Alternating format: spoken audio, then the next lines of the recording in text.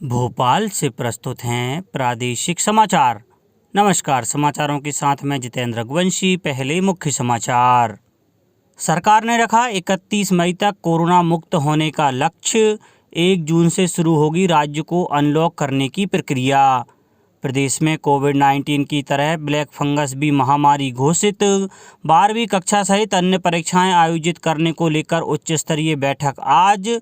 और सागर जिले के चौकी गांव में घर के बाहर बिना मास्क के निकले तो लगाने पड़ते हैं 5 फलदार पौधे। अब समाचार विस्तार से।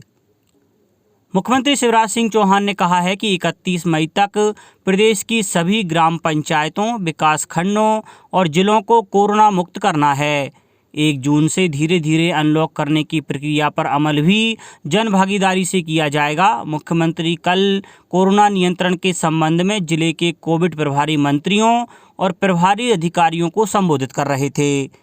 श्री चौहान ने कहा कि वर्तमान में प्रदेश में कोरोना संक्रमण नियंत्रण की स्थिति में है। पॉजिटिविटी रेट 4.82% है। प्रदेश में 79,737 टेस्ट किए गए, जिसमें सिर्फ 3,844 पॉजिटिव आए और 9,327 व्यक्ति स्वस्थ हुए।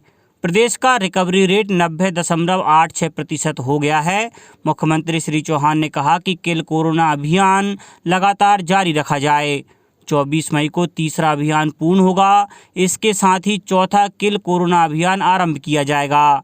भोपाल और अशोकनगर में 1 जून की सुबह 6 बजे तक कर्फ्यू लागू रहेगा, जबकि सतना, छतरपुर और झाबुआ जिलों में 31 मई की सुबह 6 बजे तक कोरोना कर्फ्यू जारी रहेगा।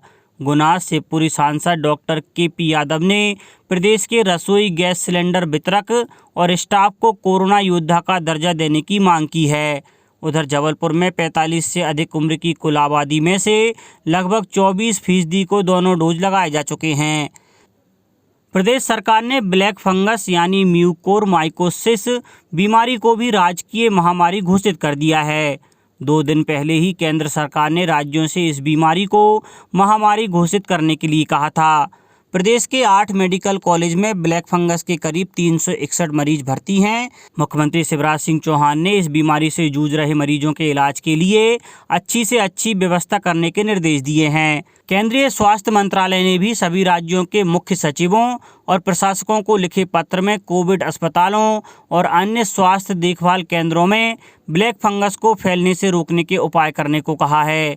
केंद्र सरकार ने इस बीमारी के लिए जरूरी एम्फोटेरिसिन बी की 23,680 अतिरिक्त वायल्स राज्यों को भेजी हैं।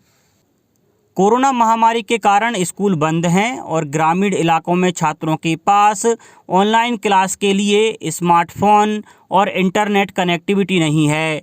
ऐसे छात्रों को पढ़ाने के लिए सागर जिले के ग्राम रिछोड़ा में प्राथमिक शासकीय स्कूल के शिक्षक चंद्रहास श्रीवास्तव ने अपने स्कूटर को ही स्कूल और लाइब्रेरी जैसा बना दिया है। वे गांव-गांव स्कूटर पर जाकर बच्चों को पढ़ा रहे हैं। श्री श्रीवास्तव शैक्षणिक वीडियो डाउनलोड कर अपने मोबाइल पर विद्यार्थियों को दिखाते भी हैं। वह छात्रों को पढ़ने के लिए किताबें भी देते हैं। गाँव के लोग भी उनके इस कार्य से बेहद खुश हैं। प्रदेश में हरियाली बढ़ाने और प्रकृति के संरक्षण के लिए अंकुर कार्यक्रम आरंभ किया गया है। कार्यक्रम के अंतर्गत पौधा लगाने वाले चयनित विजेताओं को प्राणवायु अवार्ड से सम्मानित किया जाएगा। कार्यक्रम में भाग लेने के लिए गूगल प्ले स्टोर से वायु दूत ऐप डाउनलोड कर पंजीयन करना होगा। अंकुर कार्यक्रम के क्रियान्वयन के लिए पर्यावरण नियोजन और समन्वय संगठन ऐप को नोडल एजेंसी हैं। विजेताओं की सूची वायुदूत ऐप में अपलोड की जाएगी। 12वीं कक्षा की परीक्षा और पेशेवर पाठ्यक्रमों के लिए प्रवेश परीक्षा आयोजित करने संबंधी प्रस्तावों पर आज उच्च स्तरीय ऑनलाइन बैठक में चर्चा की जाएगी। इस बैठक में सभी राज्यों के शिक्षा मंत्री, शिक्षा सचिव, राज्य शिक्षा बोर्डों के अध्यक्ष और अन्य संबंधित पक्ष शामिल होंगे। बैठक की अध्यक्षता केंद्रीय रक्षा मंत्री राजनाथ सिंह करेंगे।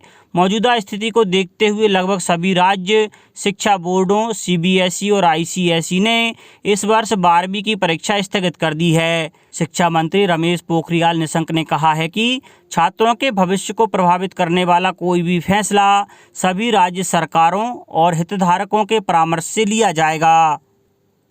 सागर जिले के राहतगढ़ विकासखंड की आदिवासी ग्राम पंचायत चौकी में अगर कोई भी व्यक्ति घर के बाहर बिना मास्क के निकलता है तो उसे सजा के तौर पर 1 मास्क और 5 फलदार पौधे दिए जा रहे हैं।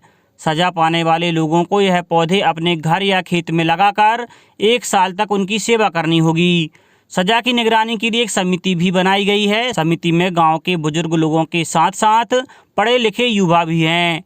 ग्राम पंचायत ने सजा देने के लिए 400 पेड़ खरीदे हैं और अब तक 5 लोगों को यह सजा दी जा चुकी है।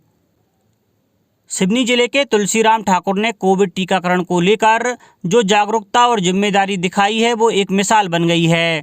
जिले के ग्राम चंदनवाड़ा कला निवासी 38 वर्षीय तुलसीराम ठाकुर को 18 साल से अधिक उम्र के लोगों के लिए वैक्सीनेशन शुरू होने के बाद सिवनी में वैक्सीनेशन के लिए स्लॉट नहीं मिल रहा था, तो उन्होंने मंडला जिले के घुघरी में बुकिंग कराई और करीब 160 किलोमीटर दूर जाकर वैक्सीनेशन कराया। तुलसीराम ठाकुर के साथ उनके परिवार की महिला सदस्यों मीराबाई, सीताबाई और चंद्रकला बाई ने भी वैक्सीनेशन कराया। उन्होंने सभी से टीकाकरण कराने की अपील की है। केंद्रीय स्वास्थ्य मंत्रालय ने कहा है कि पिछले 20 दिन से कोविड-19 के संक्रमण में कमी आ रही है और स्वस्थ होने वाले व्यक्तियों की संख्या बढ़ रही है।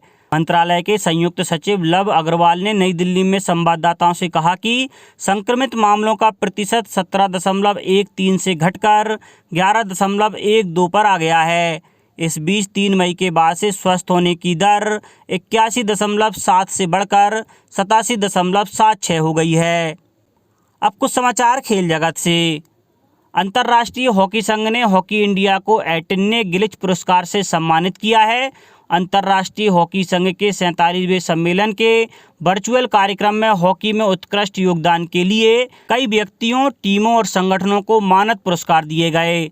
हॉकी इंडिया के अध्यक्ष ज्ञानेंद्रो निगोम्बम ने भारत में हॉकी इंडिया के प्रयासों को मान्यता देने के लिए अंतर्राष्ट्रीय हॉकी संघ के प्रति आभार व्यक्त किया है। IRAD ऐप से दुर्घटनाओं की ऑनलाइन प्रविष्टि की प्रगति की समीक्षा के लिए PTRI एवं NIC द्वारा 2 दिवसीय वर्चुअल ब्रेन स्टॉर्मिंग सेशन शुरू हुआ। ADG PTRI श्री DC सागर ने बताया कि प्रदेश के लगभग सभी जिलों द्वारा प्रविष्टियों का कार्य प्रारंभ कर दिया गया है। 2 दिवसीय वर्चुअल मीटिंग के प्रथम दिवस में सड़क परिवहन एवं राजमार्ग मंत्रालय भारत सरकार द्वारा दिए गए नए विषयों को जोड़ने पर चर्चा की गई। साथ ही ऐप में प्रविष्टि संबंधी प्रगति की समीक्षा भी की गई। ADG श्री DC सागर ने बताया कि पुलिस विभाग द्वारा बहुत अच्छी कार्यवाही की जाकर 50 जिलों ने इस ऐप में डाटा भरना शुरू कर दिया है। उन्होंने अन्य संबंधित विभागों जैसे राजमार्ग, स्वास्थ्य, परिवहन को भी इसमें तेजी लाने के निर्देश दिए। श्री सागर ने बताया कि प्रदेश के सभी जिलों ने अच्छा काम किया है। विशेषकर सागर, जबलपुर, उज्जैन, इंदौर, ग्वालियर, सतना और बैतूल ने बेहतर कार्य किया है। अब कुछ समाचार संक्षेप में। जबलपुर में तूफान के कारण मूंग और उड़द फसलों को नुकसान से बचाने की सलाह देने के लिए जवाहरलाल नेहरू कृषि विश्वविद्यालय और कृषि विज्ञान केंद्र के वैज्ञानिकों ने विभिन्न ग्रामों का दौरा किया। सागर जिले की 734 ग्राम पंचायतों में से 526 ग्राम पंचायतें कोरोना मुक्त हो गई हैं।